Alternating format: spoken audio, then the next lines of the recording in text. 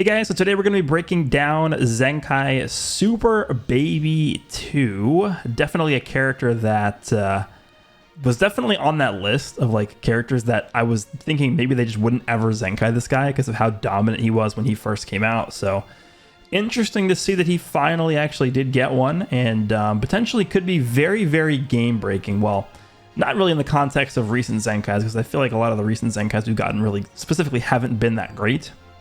They've been more of sort of secondary options or bench options as opposed to like actual meta contending characters, but we'll see how they handle this guy. So he is a support type blue for a lot of good tags. He's obviously going to be really good for GT and regen, but he's also on powerful opponent, and he's also on Saiyans, but he has a lot of specific abilities that pertain exclusively to GT and regen. So those are the two tags I feel like he'll be the most well equipped to power up here. All right, so let's go ahead and boost him up to the maximum stats. Take a look at what we got here. So he has 255, 266 this offensive stats, which certainly aren't good. 2.8 million HP, 190,000 strike defense, and 193,000 blast defense. That is very solid. Again, this is a support type character. He's not really a character that you're going to be throwing out and comboing for a million years and destroying your enemy team with this character. His role is more of a supporting role. He's amplifying the healing done by your team. He's healing your whole team. He's one of those supporting role characters. So a true support character like this doesn't typically show out via offense. So I'm really happy they went down with the more defensive path for this character. Just a really, really nice looking set of defensive stats right there. Okay, holds a strike and a blast. Normal. So the blue card is the Revenge Death Ball. Let's, as I always forget to do, I always forget to pull up the pre-Zenkai version so that we can compare versus the post-Zenkai version here. All right, where are you? Super Baby 2. Here you go. All right, so let's compare this guy versus the pre-Zenkai version. So the Revenge Death Ball, major explode damage, 20% strike damage received for 20 counts. That goes up from 15%. Not really that big of a change. The Revenge Shot, 25% damage inflicted for 15 counts. That goes up from 20% damage for 10 counts. 35 key on hit and then comboable. Yeah, so the only thing that changes here is he gets 5% more damage inflicted for 5 more counts. Not really that crazy. Main ability is Evil Lust for Vengeance. So we know now that this gives GT and regen subcount reduction by 5, which is actually very strong. So I'm glad to see that. They also did add cannot be canceled to the reduced damage received permanent buff, which is nice. So those are the only buffs I'm seeing here, which is fine. I already felt like his main ability was pretty good. 50% health restoration for 60 counts for the whole team is very good. Very, very strong. All right, I'm assuming his Zenkai ability is going to be Blue GT. I guess technically it could be Blue Regen, but I feel like just with the amount of GT buffs we've gotten recently, they more so want to push the GT team. So Blue GT is, yes, that is what we get. Blue GT, more heavily emphasized strike attack and blast defense. Interesting. So the first unique ability, a Grudge against Saiyans. He gets 40% damage inflicted against hybrids and Saiyans, which was already there. 10% damage inflicted for 10 counts upon landing a strike or a blast arts hit. That is new. And that is, I would just say, okay. It's whenever you land the hit. So when you use a blast card, like that blast card that you're using is not going to get amplified by this damage because it's going to apply after the attack lands. So a bit of a sort of like a weaker version of like LF Dragon Fist Super Saiyan 3's ability, where he just gets damage every time he uses a card. Tuffle Science is the second unique ability here. He nullifies on attribute downgrades, which is pretty good. Applies the following effects to allies when this character switches to standby. I really don't expect this to change. 15% to damage inflicted for 20 counts. And then, he actually gets 30% key recovery. Okay, so he actually is giving key recovery now. He didn't used to do that. So on top of the damage, he's also now giving key recovery. Interesting. And then, you know what else is different too? Is because that damage inflicted buff only used to apply to regen and GT. Now it looks like it applies to every character. So even if you're not, like, let's say for instance you're using this character on powerful opponent and you're using him next to somebody like Ultra Broly, Ultra Broly is going to benefit from this damage buff now instead of, you know, just GT and regen characters. So that's a pretty decent change as well. Applies the following effects to allied tag GT or regen, 10% HP restored, and then cancels abnormal conditions. That is also a new ability there. Nice. All right, so for the new unique abilities, we have Oppressive Control. Applies the following effects to self when this character enters the battlefield. 20% of damage inflicted cannot be stacked. Okay, so that's just a permanent buff. Well, not permanent, but it's always going to be applied, I guess. And then -5 to strike arts cost, which isn't particularly great. I mean, this guy is more of a blast-based character, but I wouldn't really particularly say this guy's going to be doing a lot of damage anyway. Applies the following effects to self if a tag GT or regen other than this character is a battle member. He gets 20 key and card draw speed for 10 cats. It's actually pretty solid. This is a pretty solid unique ability here, Oppressive Control, giving him damage, cost reduction, card draw speed, and key on switch-in. I would say that 20 key is not that much, but it should help you at least squeeze out like one extra card to sustain the combo for a longer period of time, so that's not too bad. All right, and then the final unique ability to fulfill one's ambitions. Applies the following effects to self when battle starts. 60% of damage inflicted. We knew he was going to get some kind of damage buff because he actually has like no inflicted damage buff when battle begins. It's only specifically against Saiyans and hybrids. And then he gets reduced his damage received by 20%, which is nice because it could stack up with his main ability 20%. So he can, I guess, get up to 40%, which is fine. And then 60% to key recovery cannot be canceled. That's pretty, I mean, okay. He's looking pretty good. Again, I warned you guys about this in the video I made when this guy was revealed on Twitter.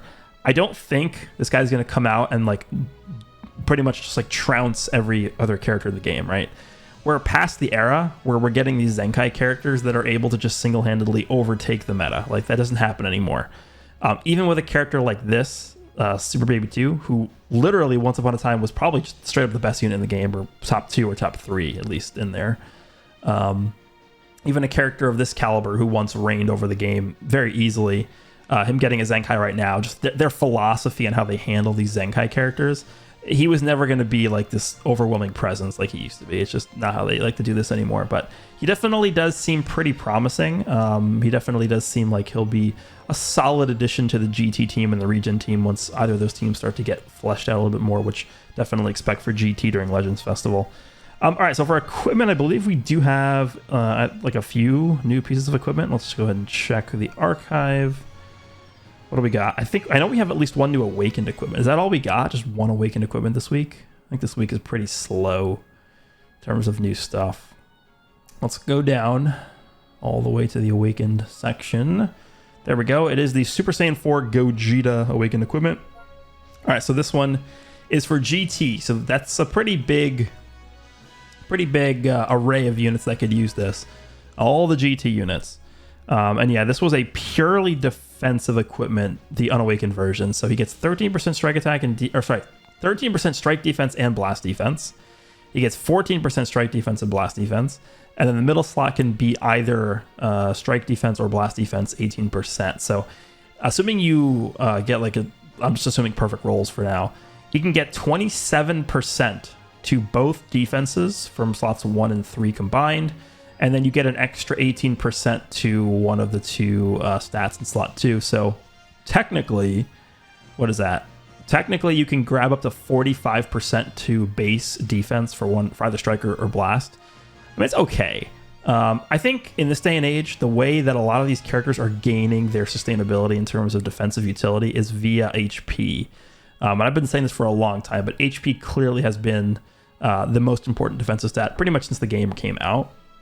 And to see an equipment that is literally exclusively focusing on defense like this one not have HP on it, it kind of makes me a little bit skeptical about how good this is. I mean, it's not going to be bad, right? You're clearly going to notice a decent difference in defensive abilities when you have this equipped to a character versus not having it equipped to a character. Like, for example, Suriba 2 having this on, it's probably going to be a pretty significant difference defensively, but it would have been a lot more interesting if, for example, on the last slot, all they had to do was put like 6% HP on that last slot, on slot 3. If they did that, this would have been a much more interesting equipment. It probably would have been like a must-use on like every single GT unit in that instance, but it would have been a good step forward for the team. I mean, help defensive characters out. I mean, it's a Super Saiyan 4 Gogeta, if you want to make him a defensive character, put, again, 6% HP on the slot 3 here, and all of a sudden, he's probably able to tank a bit better. And, yeah, it would probably be even that much more of a difference for him. But definitely not a bad equipment here. But in terms of this week's update, I believe that is it. We also do have, like, the feedback update. Yeah, Legends Feedback Update 2022 number 1. We will be implementing various updates over the next 2 weeks based on feedback and requests we've received from players. On the 9th of the first week, we've implemented the following updates. So they increased the amount of erasers or slot movers you could hold up from 300 to 999, which is definitely good. It probably takes around 999 to roll these unique equipments anyway. So thank you, I guess. It's definitely better though to have it like this. Reduce the number of weekend medals needed to exchange for various items from 3 to 2. That's good, increasing the value of the weekend medals, always nice. Added items to the Platinum Coin Exchange Shop lineup. They added 1 soul medal for 1 Platinum Coin. That sounds like a terrible deal. 1 soul medal. You know what they need to do? They need to add those awakened equipment fragments to pretty much every shop. Add equipment awakened fragments to the Z Metal shop.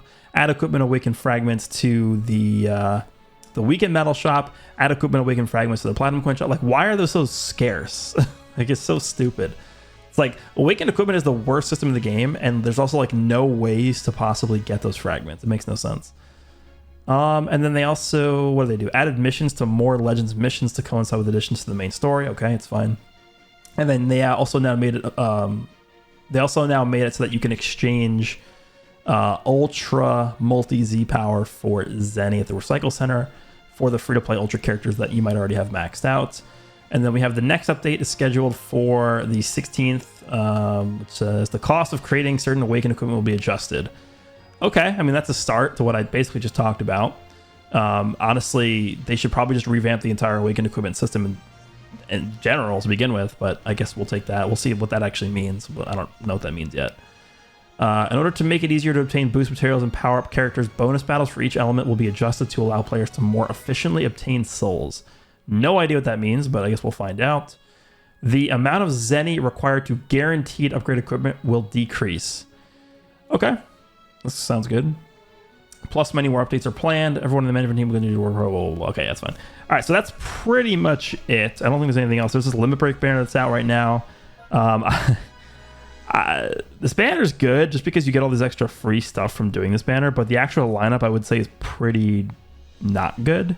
Like, I mean, yeah, sure, you can use some of the characters on here. Like, if you pull Revival Gohan, sure, you can use him. I still think Zamasu is actually pretty solid. Super Saiyan 4 Gogeta is obviously still usable. Full Power Freeze is actually not too bad right now. Evolution Blue Vegeta, I haven't seen him in like 6 months. Graded Vegeta, I haven't seen him in like 5 years. Cell's pretty good still just because there's a lot of hybrids running around.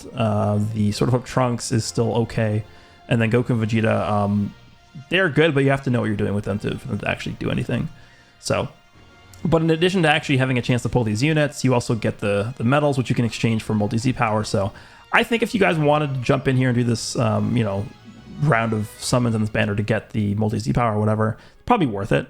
But on the other hand, we're also about to get Legends Festival, so you kind of have to weigh your options here, right? How many crystals? If you're sitting on a mountain of crystals, probably is worth doing this. If you're somebody who's like, okay, I just have enough to get through all these steps, it's probably honestly not worth doing this. But this is here, and this is only up until the 13th, so you only have like 4 days to do this. And with that said, I believe that is it. We have like a countdown thing going on for Legends Festival, but let me know what you guys think about the Zenkai for Super Baby 2 as well as the equipment and some of the other updates we talked about. Hope you guys enjoyed this one, and I will see you all in the next one.